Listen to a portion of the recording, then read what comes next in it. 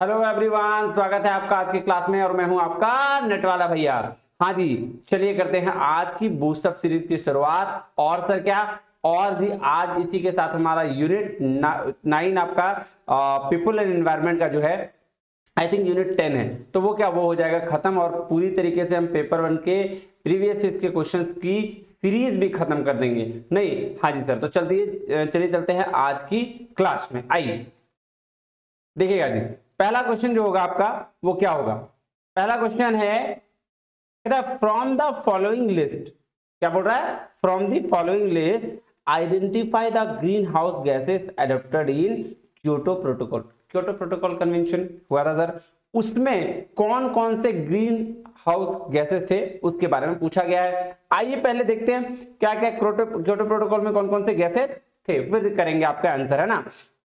कह रहा है the Kyoto protocol was an agreement among the developed nations, किसके बीच था, डेवलप्ड नेशन के बीच में था, to reduce carbon dioxide emissions and greenhouse gases to minimize the impact of climate change. Sir देखिएगा क्योटो प्रोटोकॉल किसके लिए था, रिड्यूस, किसके सबसे पहले किसके बीच में था, तो डेवलप्ड नेशन के बीच में। क्यों था, रिड्यूस कार्बन डाइऑक्साइड और ग्रीन हाउस गैसेस को रिड्यूस करने के लिए और मिनिमाइज करने के लिए, क्या उसका इंपैक्ट किस पे, क्लाइमेट चेंज पे। और कौन कौन से गैसेस थे, तो protocol applied 6 greenhouse gases, कौन कौन सा, carbon dioxide, methane, nitrous oxide, hydrofluorocarbon, perfluorocarbon और सल्फर हेक्साफ्लोराइड। चलिए अब इसमें क्या बोल रहा था, Kyoto protocol was adopted in 11 December 1997, 1997 11 दिसंबर में अडॉप्ट किया गया था। Due to complex ratification process, complex ratification process की वजह से it entered into force 16 February 2005 में क्या हुआ, एंटर्ड हुआ। Currently there are 192 parties to the Kyoto Protocol में कितने 192 पार्टीज है। आप देखिए, अब आंसर दीजिए, इजीली बनेगा सर। कार्बन डाइऑक्साइड था, हाँ सर। मीथेन था, हाँ सर बिल्कुल था। उसके बाद क्या, नाइट्रस ऑक्साइड था, हाइड्रो फ्लोरोकार्बन था, पर फ्लोरोकार्बन था, सल्फर हेक्साफ्लोराइड भी था। यानी कि आंसर क्या हो जाएगा 1 2 3 4 5 6, यानी क्या हो जाएगा आंसर आपका क्या 1। चलिए नेक्स्ट चलते हैं। नेक्स्ट क्वेश्चन में क्या बोल रहा है, देखिएगा कह रहा है कि सस्टेनेबल डेवलपमेंट गोल एसडीजी और एमडीजी दो गोल थे जी, हाँ sir. Life below water, life below water था, बिल्कुल सही। कौन सा गोल नंबर था सर, गोल नंबर 14 था। ये कह रहा है aims at conserving and sustainably, क्या बोल रहा है, क्या एम्स करता है, तो देखिएगा सर ग्राउंड वाटर रिसोर्सेज की बात करता है सर, नहीं इसकी बात ये नहीं करता है। रिवर्स स्ट्रीम में नहीं बात करता है, नहीं ये बात करता है ocean sea and marine resources की। नहीं, आइए क्यों ऐसा बोल रहा हूं, देखिए क्या बोल रहा है आपका, कह रहा है goal 14 is about conserving and sustainably using the ocean sea and marine resources. Goal 14 किसके लिए था, कंजर्व और सस्टेनेबल करने के लिए, क्या ओशियन सी और मरीन रिसोर्सेज को। कह रहा है healthy oceans and seas are essential to human existence and life on the earth. किसके लिए है, हेल्दी ओशियंस और सीज जो है जी ह्यूमन एग्जिस्टेंस के लिए और लाइफ ऑन अर्थ के लिए। कह रहा है they cover 70% of the planet and provide food, energy and water. कह रहा है the oceans absorbs around the 1/4 of the world annual carbon dioxide CO2 emissions, thereby mitigating climate change and elevating its impact. कितना sir, carbon dioxide का 1/3 क्या करता है, absorb कर लेता है, कौन, ओशियंस। कह रहा है it is essential to conserve and sustainably use them, yet human activity endangering the oceans and seas, the planet largest ecosystem and affecting the livelihood of billions of people। तो sir क्या इसका गोल था, इसका गोल था sir ocean, सी और marine resources को क्या करना, कंजर्व और सस्टेनेबल बनाना। हाँ जी सर, आंसर क्या होगा, आंसर हो जाएगा जी 3rd। नेक्स्ट क्वेश्चन चलिए सर, बिल्कुल चलिए। तो नेक्स्ट क्वेश्चन चलने के लिए पहले क्वेश्चन तो दिखाइए।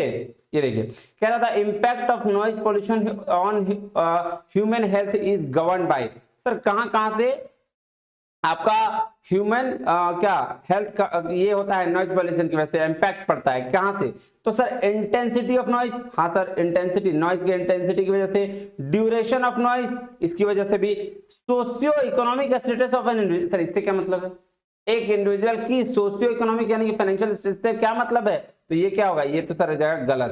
तो यानी कि सी हटा दीजिए, सी किस में है सर, A B और C इसमें है।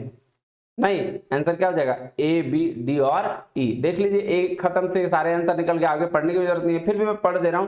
क्या बोल रहा है, सेंसिटिविटी ऑफ ह्यूमन ईयर, इसकी ये भी इंपैक्ट करता है, और frequency of range of noise, क्या ये भी इंपैक्ट करता है। चले नेक्स्ट क्वेश्चन में। हाँ जी सर चलिए, क्या कह रहा है, कह रहा है एक मिनट, कह रहा है a multilateral fund for implementation of Montreal protocol was set up to provide financial and technical assistance to the developing countries parties to Montreal Protocol, and whose annual per capita consumption and production of ozone depleting substances amount to less than। बोल रहा भाई साहब multilateral fund को implement करने के लिए क्या बनाया गया था, मॉनिटरी प्रोटोकॉल सेटअप किया गया था। और मॉनिटरी प्रोटोकॉल क्या प्रोवाइड करता है सर, फाइनेंशियल और टेक्निकल असिस्टेंस देता है, किसको, डेवलपिंग कंट्रीज को। और पार्टीज टू मॉनिटरी प्रोटोकॉल जो होते हैं वो क्या करते हैं, एनुअल पर कैपिटा कंजम्पशन और प्रोडक्शन ओजोन डिप्लीटिंग सब्सटेंसेस के लिए किया जाता है। तो किससे कम, कितना से कम, तो सर इसका आंसर होगा 0.3 kg, लेस देन 0.3 kg। आइए देखते हैं कि इसके बारे में डिटेल में थोड़ा चर्चा करते हैं। नहीं, आप सबसे पहले क्या कह रहा था, क्या था, fund objective is to provide financial and technical assistance to developing countries party to the monetary protocol whose annual per capita consumption and production of ODS ozone depleting substances is less than 0.3 kg to comply with the control measures of the protocol। देख लीजिए कितना है, 0.3 kg। याद रखिएगा ये very very important है। अब देखिएगा मल्टीलैटरल फंड के बारे में थोड़ा सा पढ़ते हैं, इसमें डिटेल्स में इसके बारे में दिया गया है। कह रहा है the multilateral fund for the implementation of the monetary protocol provide fund, क्या प्रोवाइड करता है, fund to help developing countries comply with their obligation and under the protocol to phase out the use of ozone depleting substances। ध्यान दीजिएगा, at an agreed schedule। कह रहा है ODS are used in refrigeration, इसमें use होता है refrigeration में, और फोम एक्सट्रैक्शन में, इंडस्ट्रियल क्लीनिंग में, फायर एक्सटिंग्विशिंग में, फ्यूमिगेशन में। कह रहा है countries eligible for this assistance are those with an annual per capita consumption of ODS is less than 0.3 kg a year, 0.3 से कम, as defined article in the protocol. Article 5 में क्या, protocol में जो डिफाइंड है, कह रहा they are referred as to article 5 countries.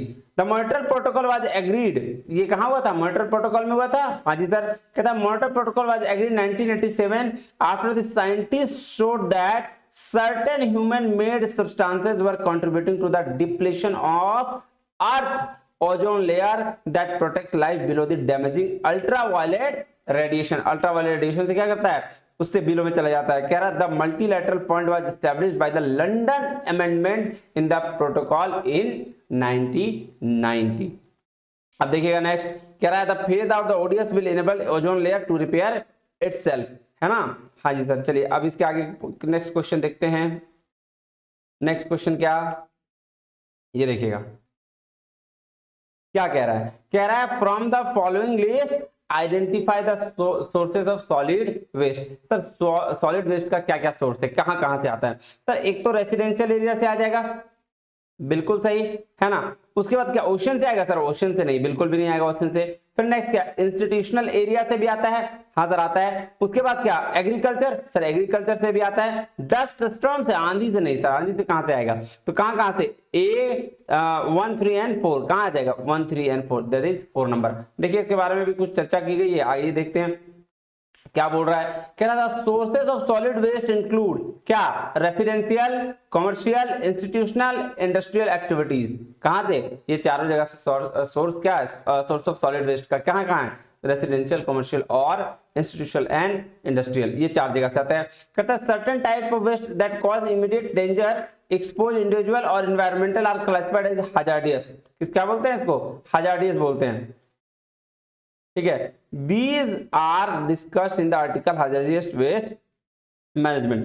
अब चलिएगा नेक्स्ट चलें। हाँ जी सर, क्या कह रहा है, कह रहा है photochemical smog in urban area is known to cause, किसके लिए जाना जाता है, फोटोकेमिकल स्मॉग। सर इसको लॉस एंजलस स्मॉग भी हम लोग बोलते हैं, नहीं तो सर ये किसके लिए जाना जाता है, देखिए ये रेस्पिरेटरी इफेक्ट के लिए सर जाना जाता है, ठीक है, ये किसके लिए, ये आपका आई इरिटेशन के लिए जाना जाता है सर, आई इरिटेशन होता है इससे। उसके बाद क्या सर, इसके बाद उसमें नोज एंड थ्रोट इन्फेक्शन भी होता है सर। और कार्किनोजेनिक इफेक्ट सर, ये क्या होता है पता नहीं, इसको ये तो नहीं होता। रिडक्शन इन विजिबिलिटी सर, ये होता है, क्यों, क्योंकि तो आंसर क्या होगा, A B C and D, यानी कि sir A B C and E, यानी कि सेकंड नंबर। नेक्स्ट चलें, अच्छा नेक्स्ट जाने से पहले इसके बारे में कुछ दिया हुआ है, थोड़ा देख लेते हैं क्या वो दिया हुआ है सर। ये देखिए, कह रहा photo chemical smog which is also known as Los Angeles smog, photo chemical smog को लॉस एंजलस स्मॉग भी कहते हैं। Occurs most prominently in urban areas that have large number of automobiles, कहां होता है, जहां लार्ज नंबर ऑफ ऑटोमोबाइल्स है वहां पे ये स्मोक होता है। कह रहा it requires neither smoke nor fog, ना ही स्मोक की जरूरत है ना फॉग की। कह रहा this type of smoke has been origin in nitrogen oxide and hydrocarbon vapours emitted by the automobile. ये कैसे आता है जी, ये आता है नाइट्रोजन ऑक्साइड से और हाइड्रोकार्बन वेपर्स जो ऑटोमोबाइल छोड़ते हैं। कह रहा था result smoke causes a light brownish colouration of the atmosphere, कौन सा कलर का ये होता है, light brownish colouration of the atmosphere, reduced visibility, किसके लिए, विजिबिलिटी को रिड्यूस कर देता है, प्लांट डैमेज कर देता है, इरिटेशन ऑफ द आईज हो जाता है, रेस्पिरेटरी डिस्ट्रेस होता है। ये ध्यान रखिएगा जी, ये वेरी वेरी वेरी इंपॉर्टेंट है। नेक्स्ट चलें, क्या कह रहा है, कह रहा था most relevant effect of the particular matter in the air on the human health is, ये किसकी वजह से सर, ये थर्ड है, एग्रीवेशन ऑफ रेस्पिरेटरी डिजीज, इसकी वजह से होता है। नेक्स्ट चलें, हाँ जी सर चलते हैं, क्या कह रहा है, कह रहा है according to the international commission on education for the 21st century headed by Jacques Delors, sir Jacques Delors कौन है, जैकस डेलर जो है सर, डेलर रिपोर्ट दिया था नहीं सर, हाँ उसके बारे में पढ़ना है। कह रहा which is the following main tensions will be witnessed during the 21st century. अब डेलर रिपोर्ट में कुछ टेंशन है जो इसमें फ्यूचर 21st सेंचुरी को लेकर टेंशन बताया गया है, वो क्या क्या टेंशन है, आइए पहले उसको देखते हैं, फिर हम क्या करेंगे, फिर इसका आंसर करेंगे। देखिएगा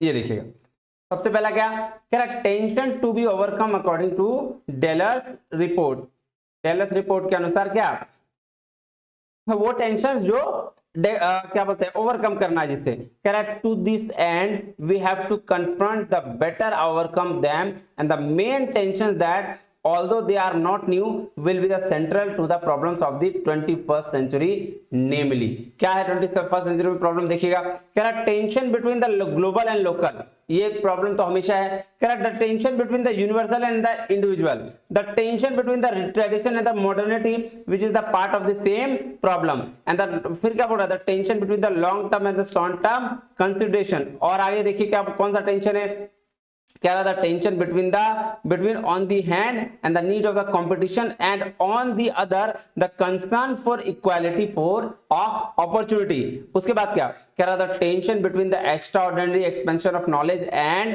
human beings capacity to assimilated. और लास्ट में जो टेंशन है, the tension between the spiritual and material. Sir tension है बहुत टेंशन है ना, फ्यूचर हम करियर को लेकर टेंशन, ये टेंशन वो टेंशन और उसमें से भी सारा ये वाला टेंशन आ गया है नहीं। आज चलिए देखते हैं तो ये कौन सा टेंशन इसमें है सर, इसमें 7 तरह का टेंशन है जो अकॉर्डिंग टू डेलर्स रिपोर्ट में कहा गया। वेरी वेरी इंपॉर्टेंट, इससे अगर ये क्वेश्चन आया तो अगले बार किसी भी और तरह का भी क्वेश्चन आ सकता है, सो वेरी वेरी इंपॉर्टेंट। चलिए नेक्स्ट में देखते हैं इसमें अब answer, the tension between the global and local था, tension between the tradition and modernity था, the tension between the spiritual and material था, अब क्या the tension between the developed and developing society. Sir ये नहीं था, ये कहीं देखा आपने सर, नहीं ये वाला कहीं नहीं देखा। तो आंसर क्या हो जाएगा, आंसर हो जाएगा जी 1 2 sorry A B and C, that is first number नहीं। हाँ जी सर आइए नेक्स्ट चलिए sir question number 9। Question number 9 में क्या है ध्यान दीजिएगा, बोल रहा है एनवायरमेंटल प्रोटोकॉल दिया हुआ है, एग्रीमेंट या एक्शन प्लान है और लास्ट में उसके प्रोविजन दिए हुए हैं नहीं। तो सर मॉनिटरल प्रोटोकॉल किससे था, सर मॉनिटरल प्रोटोकॉल जो था ना वो ओजोन डिप्लीटिंग सब्सटेंसेस के लिए था। पेरिस एग्रीमेंट किसके लिए था सर, पेरिस एग्रीमेंट सर ये नेशनली डिटरमाइंड कंट्रीब्यूशन था, एनडीसी के लिए था। और क्या सर क्लाइमेट एक्शन प्लान किसके था, सर क्लाइमेट एक्शन प्लान जो था इंटीग्रेटेड वाटर रिसोर्स मैनेजमेंट के लिए था। क्योटो प्रोटोकॉल किसके लिए था, इमिशंस ट्रेडिंग के लिए था। तो आपका देखिए ए का हो गया जी 3rd है ना, बी का हो गया जी 4, सी का हो गया जी 1 और डी का हो गया जी 2, यानी कि 4 नंबर आपका क्या हो गया आंसर हो गया जी। आइए नेक्स्ट में चलते हैं, क्या बोल रहा है, कह रहा था formulation of long term low emission development strategies by country was suggested under the options. कौन कौन सा ऑप्शन था? तो सर इसका लो इमिशंस के लिए डेवलपमेंट स्ट्रेटजीज बनाया था कौन? Paris agreement. कैसे पता? आइए देखते हैं। नेक्स्ट ये देखिएगा, ठीक है, क्या बोल रहा है, the Paris agreement is legally binding international treaty on the climate change. क्या है जी? लीगली बाइंडिंग इंटरनेशनल ट्रीटी है, ध्यान रखिएगा इसको। कह रहा है it was adopted by 196 parties at conference of parties 21 in Paris. जो पेरिस में COP 21 हुआ था, वहां पे इसको क्या किया था? अडॉप्ट किया गया था। कब? on 12 December 2015 and entered into force 4 November 2016। अब इसको ये फोर्स कब आया, मतलब फोर्सिबल कब हुआ? 4 नवंबर 2016 को।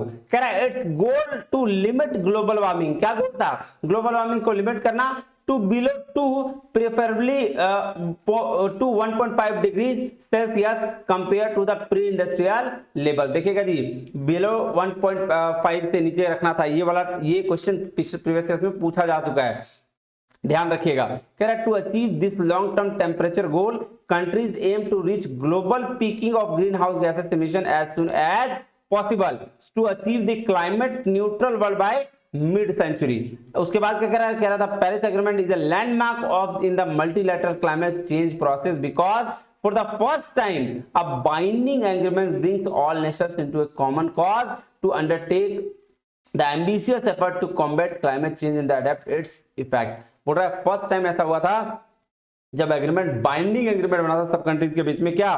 किसी एक स्पेशल कॉज के लिए नहीं। हाँ जी सर, आगे चलें। हाँ देखिए, कह रहा है in their NDC national determined contribution, अभी देखा ना। हाँ, कहता है communicate action they will take reduce their greenhouse gases emissions in order to reach the goal of Paris agreement. Countries also communicate the NDC action they will be build resilience to adapt the impact of rising क्या temperatures. देखिएगा, अब आया आपका question का answer इसमें। कह रहा है to better frame efforts toward the long term goal. Long term goal के बेटर क्या एफर्ट्स के लिए the Paris agreement invites countries to formulate and submit by long term low greenhouse gases emission development strategies LTLADS। याद रखिएगा, इसी की बात कर रहा है। कह रहा है LTLADS provide the long term horizon to NDCs unlike NDCs they are not mandatory। unlike के छोड़कर mandatory नहीं है। nevertheless they place the NDC into the context of countries long term planning and development priorities and providing vision the future।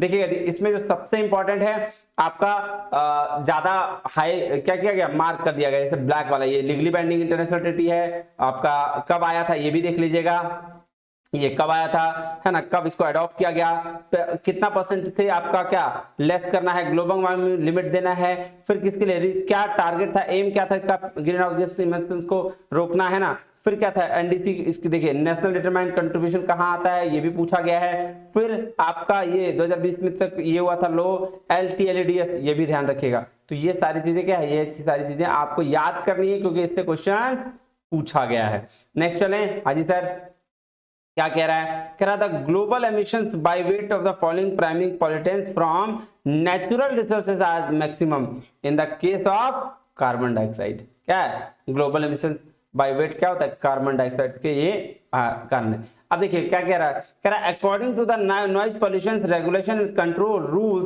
2000 the night time noise standard prescribed institutions, इसके लिए institutions की बात की गई है। नहीं सर, इंस्टीट्यूशंस में कौन सा है सर, इंस्टीट्यूशंस में जो है वो 40 dB किस में है, नाइट के लिए है, और डे के लिए सर कितना है सर, डे के लिए 50 dB है। हाँ तो आइए देखिए, मैंने इसमें डिटेल में देखिए बता रखा है। तो कैटेगरी एरिया क्या है सर, एरिया कोड ABCD दिया हुआ है, और उसमें से आपका इंडस्ट्रियल एरिया में डे के लिए कितना है 75 और नाइट के लिए 70, कॉमर्शियल एरिया के लिए कितना 65 और नाइट के लिए 55, रेसिडेंशियल एरिया के लिए कितना 55 और नाइट के लिए 45। साइलेंस जोन में ही कहाँ आता है इंस्टीट्यूशनल जोन, इसको ही बोलते हैं क्या इंस्टीट्यूशनल जोन। एक मिनट रुक जाइएगा, हाँ साइलेंस जोन में ही क्या बोलते हैं इंस्टीट्यूशनल जोन,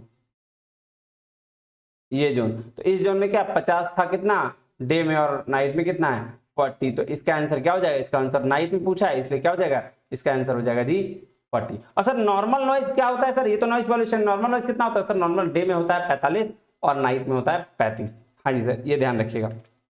नेक्स्ट चलते हैं सर। क्या कह रहा है क्वेश्चन? कह रहा है which of the following is not one of the mission under the national action plan on climate change? नहीं है तो उससे पहले आप मैंने बता रखा है कि क्या क्या है, ये देख लीजिए, उसके बाद समझ तब आंसर करेंगे। National action plan on climate change 8 mission है। कौन कौन सा मिशन है? नेशनल सोलर मिशन है, national mission on sustainable habitat है, national mission on sustaining the Himalayan ecosystem है ना। उसके बाद national mission on enhanced energy efficiency है, नेशनल वाटर मिशन है, national mission on strategic knowledge and climate change है, national mission on green India है और national mission on sustainable agriculture है। ये 8 मिशन है जी। अब देखिए यहाँ पे कौन सा मिशन नहीं है पूछा है तो इजीली पकड़ लेंगे। नेशनल वाटर मिशन था, बिल्कुल था। National mission for energy efficiency था, ग्रीन इंडिया मिशन था और लास्ट में क्या? National mission on solid waste management. Sir solid waste management का कोई भी मिशन नहीं है तो क्या आंसर क्या हो जाएगा? आंसर हो जाएगा जी 4। चले नेक्स्ट। हाँ जी सर, चलिए आगे चलते हैं। आइएगा जी, अब ये ध्यान दीजिएगा, इसमें भी इससे भी क्वेश्चन बहुत पूछा जाता है तो ये वेरी वेरी वेरी इंपॉर्टेंट है। हाँ देखिएगा क्या कह रहा है? कह रहा है which of the following types of particulate matter, PM की बात कर रहा है, pollutants are used in the calculation of air quality index. Sir air quality index में किस पीएम की बात की गई है? तो एयर क्वालिटी में PM10 और PM 2.5 की बात की गई है तो आंसर क्या हो जाएगा? आंसर हो जाएगा जी बी एंड सी। कैसे, क्या बात है सर? देखिएगा और भी मैंने कहता है according to the Indian government central pollution control board CPCB के अनुसार इंडियन एक्यूआई रेंज क्या है? 0 से 500 तक है। देखेंगे अभी नीचे कैसे कहता है फ्रॉम बीइंग 0 का मतलब गुड और 500 बीइंग द सेवियर।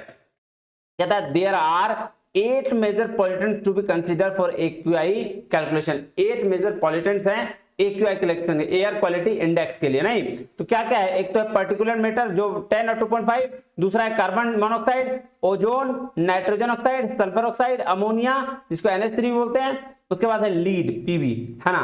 तो ये क्या है? ये 8 आपके एयर क्वालिटी इंडेक्स में आपका पॉल्यूटेंट्स को ये करने के लिए है। कह रहा to calculate the AQI data for a minimum 3 pollutant must be present of which one should be either PM10 और PM 2.5। देखिएगा जी 3 पॉल्यूटेंट आपका कंपल्सरी होना चाहिए तभी आप क्या मेजर कर पाएंगे एयर क्वालिटी इंडेक्स। तो उसमें क्या है? उसमें क्या होना चाहिए? उसमें से या तो PM10 हो या PM 2.5 जरूर हो। नहीं हाँ जी सर। अब क्या कह रहा है? कहता है एक रैंकिंग होना चाहिए। Ranking from 0 to 500 has different concentration for each pollutant has healthy effects accordingly। अब देखिएगा इसका रैंक दिया होगा जो विद द कलर्स, नहीं हर कलर्स का अपना एक मतलब है, ये ध्यान दीजिएगा। देखिएगा आपका 0 से 50 तक रैंकिंग होगा तो ये गुड क्वालिटी है, एयर क्वालिटी इंडेक्स है। क्या मतलब बोलता है? बोलता है air quality is considered satisfactory and air pollution poses little और नो रिस्क। यहाँ नो रिस्क जोन है ना। और ग्रीन कलर मतलब हरियाली मतलब नो रिस्क। फिर मॉडरेट में आ जाइए। मॉडरेट में क्या है? 51 से 100 तक। ये एरिया क्या है? ये येलो वाला एरिया है। कलर भी पूछता है, ध्यान रखिएगा कि मॉडरेट में कौन सा कलर है, 51 से 100 के बीच में कौन सा कलर में आएगा, तो ये पूछा जाता है। क्या कह रहा है? देखिए कह रहा है air quality index is acceptable however for some pollutants there may be a moderate health concern for a very small number of people and are usually sensitive to air pollution. बोलता है गुड। देखिए 0 से 50 में तो बहुत बढ़िया है, कोई दिक्कत नहीं है, लेकिन मॉडरेट में थोड़ा बहुत किसी को प्रॉब्लम हो सकता है। तो एयर क्वालिटी इंडेक्स क्या है? सेट में आपका एयर क्वालिटी क्या है? एक्सेप्टेबल है, चल सकता है। उसके बाद आइए ऑरेंज में। ऑरेंज में क्या है? अनहेल्दी और सेंसिटिव ग्रुप्स के लिए 101 से 150 के बीच में क्या बोलता है? Members of sensitive groups may experience health effects and the general public is not likely to be affected. Sir इसका जो ग्रुप है वो क्या अफेक्टेड होता है। उसके बाद आइए रेड में। रेड में क्या है? अनहेल्दी 151 से 200 के बीच में कह रहा है everyone may begin to experience health effects, member of sensitive groups may experience more than serious health effect. देखिए जिसका मेंबर जो है more than serious health effect की बात की गई है। यहाँ पे क्या है? अब आ जाइए पर्पल में क्या है? Very unhealthy sorry.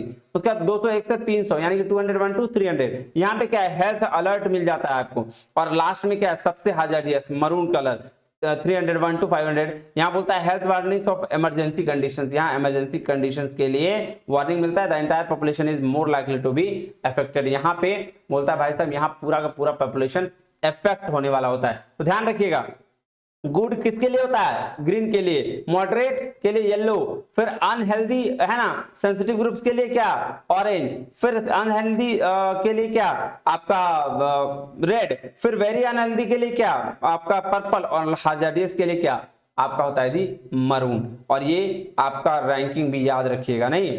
हाँ जी सर, तो आइए इसका देखते हैं, इसका क्या, इसका तो बता दिया बी और सी।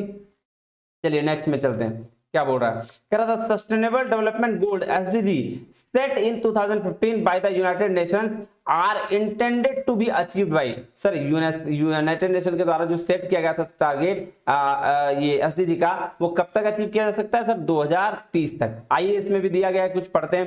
कह रहा था SDG were formulated in 2015 by United Nation General Assembly UNGA as a part of the post 2050 development agenda which sought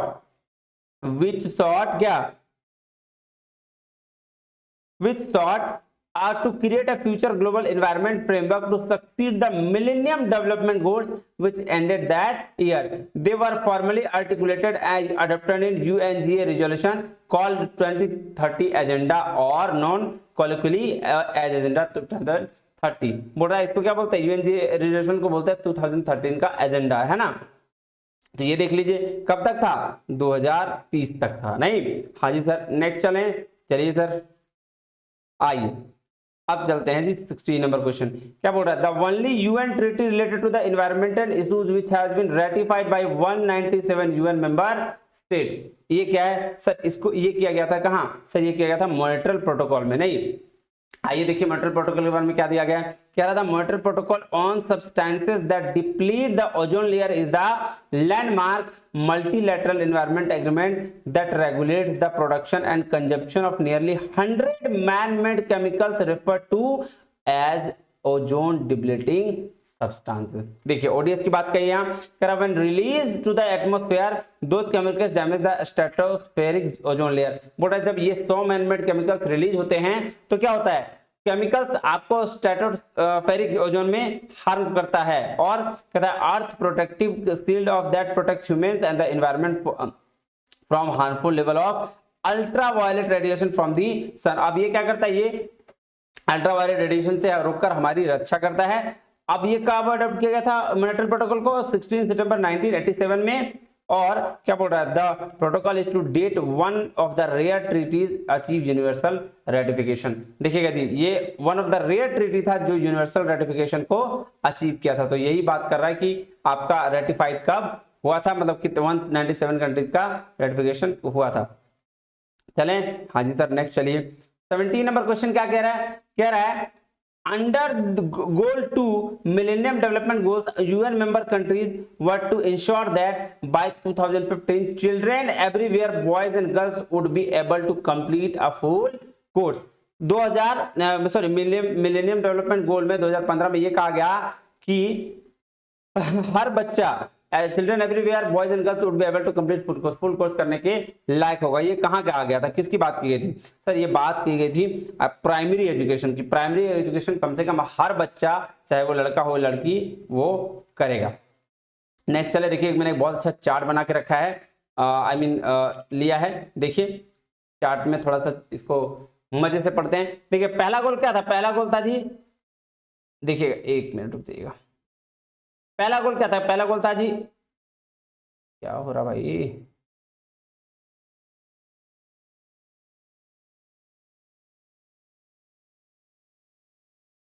छोड़ दो ये, इसको हटा ही देता हूं मैं। चलिए आइए कह रहा क्या, गोल 1 क्या है, eradicate extreme poverty and hunger. पहला गोल क्या था, eradicate extreme poverty and hunger. दूसरा क्या है, अचीव यूनिवर्सल प्राइमरी एजुकेशन। फिर तीसरा गोल क्या है, promote gender equality and empower women. देखिएगा जी जब आपका goal achieve universal primary education, इसी की बात अभी क्या ऊपर कहा गया था, उन्होंने बोला था कि ensure that the 2015 children everywhere boys and girls like will be complete full course of primary education. देखिए नीचे आपका यही लाइन लिखा हुआ है जो आपके क्वेश्चन में। तो कभी कभी क्या होता है चार्ट से डायरेक्टली क्वेश्चंस आ जाते हैं, इसलिए इसको ध्यान में रखिएगा, वेरी वेरी इंपॉर्टेंट। वी आई जितना भी लगाना है लगा लो, है ना। ये अब थर्ड नंबर क्या है, promote gender equality and empower women. Goal number 4 क्या है, reduce child mortality. Goal number 5 है इंप्रूव मैटरनल हेल्थ। और गोल नंबर 6 है combat HIV AIDS malaria and other disease से रक्षा करना। गोल नंबर 7 है इंश्योर एनवायरमेंट सस्टेनेबिलिटी। और गोल नंबर 8 है develop a global level of partnership. Sir इसके याद करने का तरीका पता है? बिल्कुल पता है सर। इसको याद कैसे करेंगे? 8 गोल है, इजी से याद कर सकते हैं।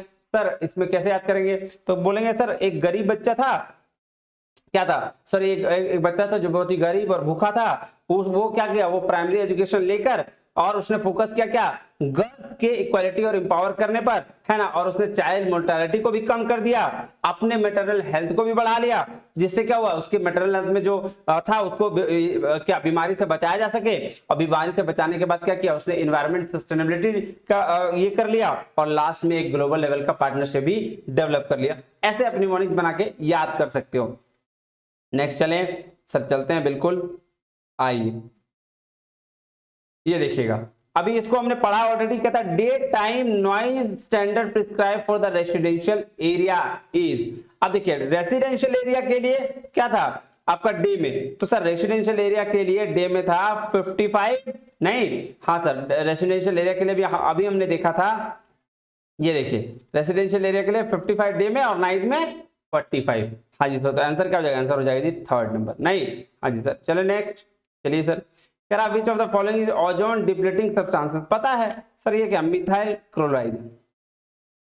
चलिए नेक्स्ट चलें, ये देखिएगा ozone depleting substances include chlorofluorocarbon है, हाइड्रोक्लोरोकार्बन है, हाइड्रोक्लोरोफ्लोरोकार्बन है, हलोन्स है, मिथाइल ब्रोमाइड है, कार्बन टेट्राक्लोराइड है और मिथाइल क्लोरोफॉर्म है ना। तो ये क्या, ये इसका क्या है, ओजोन डिप्लीटिंग सब्सटेंसेस, ये सारे चीजें हैं। आइए देखते हैं नेक्स्ट, ये ध्यान दीजिएगा जी, क्या है ये, कह रहा है कि ये देखिए आ गया ना एयर क्वालिटी इंडेक्स वाला, जिसमें आपको क्या कलर भी दिया गया है। देखिए 0 से 50 तक कौन सा कलर है, अभी देखा था हमने, ये देखिए ये देखिए 0 से 50 तक कौन सा, ग्रीन है, मॉडरेट में मतलब येलो, 51 से 100 तक कौन सा कलर है, सर येलो है। तो आइए नीचे उसको मैच करते हैं, नहीं हाँ जी सर, ये देखिए आइए क्या है, बोल रहा है सर 0 से 50 तक अभी देखे थे सर ग्रीन, नहीं उसके बाद क्या, उसके बाद सर आपका ये आपका क्या हो जाएगा येलो 101 से 200, फिर क्या सर आपका सी का हो जाएगा ऑरेंज और डी का फिर क्या हो जाएगा रेड। ये सबसे खतरनाक वाला था सर, नहीं हाँ जी सर। तो आंसर क्या हो जाएगा, आंसर हो जाएगा 1 का 3rd, बी का 1, सी का 4, डी का 2। लीजिएगा जी, आपका people development and environment chapter हो गया क्लास।